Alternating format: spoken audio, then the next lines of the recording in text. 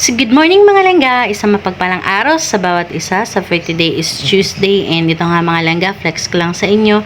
Ito nga pala yung ating menu for today. So, meron tayong sweet and sour na tilapia and then nagisa na rin tayo mga langga ng kinisang ampalaya. Ayan. So, ito muna yung menu natin for today mga langga. So, yun na nga mga langga.